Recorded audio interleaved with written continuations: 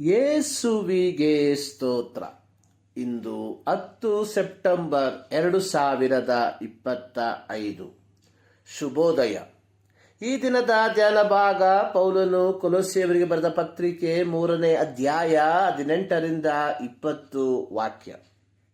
ಸ್ತ್ರೀಯರೇ, ನಿಮ್ಮ ಗಂಡಂದಿರಿಗೆ ಅಧೀನರಾಗಿರ್ರಿ, ಇದು ಕರ್ತನಲ್ಲಿರುವವರಿಗೆ ಯೋಗ್ಯವಾಗಿದೆ. ಪುರುಷರೇ, ನಿಮ್ಮ ಹೆಂಡತಿಯರನ್ನು ಪ್ರೀತಿಸಿರಿ, ಅವರಿಗೆ ನಿಷ್ಠುರರಾಗಬೇಡಿರಿ.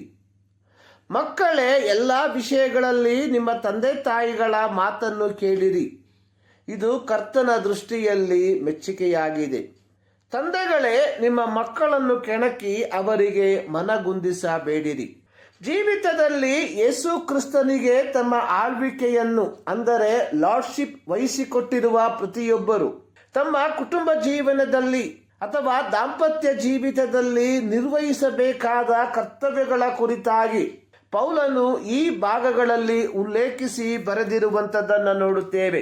ಎಫೆಸ್ಯ ಪತ್ರಿಕೆ 5ನೇ ಅಧ್ಯಾಯದ 22ನೇ ವಾಕ್ಯದಿಂದ 6ನೇ ಅಧ್ಯಾಯದ 9ನೇ ವಾಕ್ಯ ಹಾಗೂ ಕೊಲೊಸ್ಸೆ ಪತ್ರಿಕೆ 3ನೇ ಅಧ್ಯಾಯದ 18ನೇ ವಾಕ್ಯದಿಂದ 4ನೇ ಅಧ್ಯಾಯದ 1ನೇ ವಾಕ್ಯಗಳು ಪರಸ್ಪರ ಸಮಾನಾಂತರ ವಾಕ್ಯಗಳಾಗಿದ್ದು, ಈ ಭಾಗಗಳಲ್ಲಿ ಕುಟುಂಬದಲ್ಲಿ ಗಂಡ, ಹೆಂಡತಿ, ಮಕ್ಕಳು, ತಂದೆ ನಡೆದುಕೊಳ್ಳುವ ರೀತಿ ಹಾಗೂ ಸಮಾಜದಲ್ಲಿ ಯಜಮಾನರು ಹಾಗೂ ದಾಸರು ನಡ್ಕೊಳ್ಳುವ ರೀತಿ ಹೇಗಿರಬೇಕೆಂಬುದನ್ನು ವಿವರಿಸಿರುವಂಥದ್ದನ್ನು ಕಾಣುತ್ತೇವೆ. ಈ ಭಾಗವನ್ನು ಕುಟುಂಬದ ಕೈಪಿಡಿ ಎಂದು ನಾವು ಕರೆಯಬಹುದು, ಫ್ಯಾಮಿಲಿ ಮ್ಯಾನ್ಯುವಲ್. ಇಂದು ಮಾನವ ಸಮಾಜ ಅಭಿಮುಖಿಸುತ್ತಿರುವ ಸಾಮಾಜಿಕ ಸಮಸ್ಯೆ 3 ಆ ಎಂಬ ಅಕ್ಷರದಿಂದ ಆರಂಭವಾಗುವಂಥದ್ದಾಗಿದೆ. ಮೊದಲನೆಯದು ಅನೈತಿಕತೆ, ಎರಡನೆಯದು ಅನಾಮಧೇಯತೆ, ಮೂರನೆಯದು ಅನ್ಯವಲ್ಕರಣ ಅಥವಾ ಪರಕೀಯತೆ, ಒಂಟಿತನ. ಅನೈತಿಕತೆ ಮನುಷ್ಯನ ನಡವಳಿಕೆಯನ್ನು ನಿಯಂತ್ರಿಸಲು ಸಂಪೂರ್ಣ ನೈತಿಕ ಮಾನದಂಡ ಇಲ್ಲದಿರುವಂಥದ್ದು. ಅನಾಮಧೇಯತೆ, ಮನುಷ್ಯನು ಅನಾಮಧೇಯತೆಯೊಂದಿಗೆ ಹೋರಾಡುತ್ತಿದ್ದಾನೆ. ಅವನಿಗೆ ತಾನು ಯಾರೆಂಬುದಾಗಲಿ ತನ್ನ ಇರುವಿಕೆಯ ಉದ್ದೇಶ ಏನೆಂಬುದಾಗಲಿ ಅವನಿಗೆ ತಿಳುವಳಿಕೆ ಇಲ್ಲ.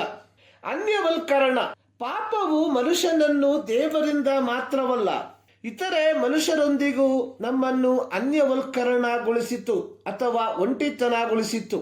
ಒಬ್ಬ ವ್ಯಕ್ತಿಯು ಯೇಸು ಕ್ರಿಸ್ತನನ್ನು ಅಂಗೀಕರಿಸಿ ದೇವರ ಮಗನಾಗಿ ಮಗಳಾಗಿ ಮಾರ್ಪಡುವಾಗ ಮಾನವ ಸಮಾಜ ಅಭಿಮುಖಿಸುತ್ತಿರುವ ಮೇಲೆ ಹೇಳಲ್ಪಟ್ಟ 3 ಸಾಮಾಜಿಕ ಸಮಸ್ಯೆಗಳಿಂದ ಮುಕ್ತಿಯನ್ನು ಪಡೆದುಕೊಂಡು ದೇವರ ವಾಕ್ಯದಲ್ಲಿ ಬೇರೂರಿ ದೈವಿಕ ಮಾನದಂಡದಲ್ಲಿ ತನ್ನ ಜೀವಿತವನ್ನು ಜೀವಿಸುವಂತವನಾಗಿರುತ್ತಾನೆ. ಹೀಗೆ ಮತ್ತಾಯ 5:13 ಮತ್ತು 14 ವಾಕ್ಯದಲ್ಲಿ ಯೇಸು ಹೇಳಿರುವಂತೆ, ನೀವು ಲೋಕಕ್ಕೆ ಉಪ್ಪಾಗಿದ್ದೀರಿ, ನೀವು ಲೋಕಕ್ಕೆ ಬೆಳಕಾಗಿದ್ದೀರಿ ಎಂಬ ಕ್ರಿಸ್ತನ ಬೋಧನೆಗೆ ಅನುಸಾರವಾಗಿ ಜೀವಿಸಿ ಸಮಾಜಕ್ಕೆ ಸಕಾರಾತ್ಮಕ ಪ್ರಭಾವವನ್ನ ಬೀರುವಂತವರಾಗಬೇಕಾದರೆ ಗಂಡ, ಹೆಂಡತಿ, ಪೋಷಕರು ಮತ್ತು ಮಕ್ಕಳು ಇವರ ನಡುವೆ ಉತ್ತಮ ಬಾಂಧವ್ಯ ಅನಿವಾರ್ಯ. ಈ ಬಾಂಧವ್ಯವನ್ನು ದೃಢಪಡಿಸಿಕೊಳ್ಳಬೇಕಾದರೆ ಗಂಡ, ಹೆಂಡತಿ, ಪೋಷಕರು ಮತ್ತು ಮಕ್ಕಳು ತಮ್ಮ ಕರ್ತವ್ಯವನ್ನು ಸತ್ಯವೇದದ ಮಾನದಂಡದಲ್ಲಿ ಕಟ್ಟಬೇಕಾದದ್ದು ಅವಶ್ಯ. ಪ್ರಿಯರೇ, ನಾವುಗಳು ನಮ್ಮ ಜೀವಿತವನ್ನು ದೈವಿಕ ಮಾನದಂಡದಲ್ಲಿ ನಿರ್ವಹಿಸುತ್ತಿದ್ದೇವ? ಈ ಮುಂಜಾನೆಯಲ್ಲಿ ಸರ್ವಶಕ್ತನಾದ ದೇವರು ಈ ಅಧ್ಯಯನದ ಮೂಲಕ ನಿಮ್ಮನ್ನು ಆಶೀರ್ವದಿಸಲಿ.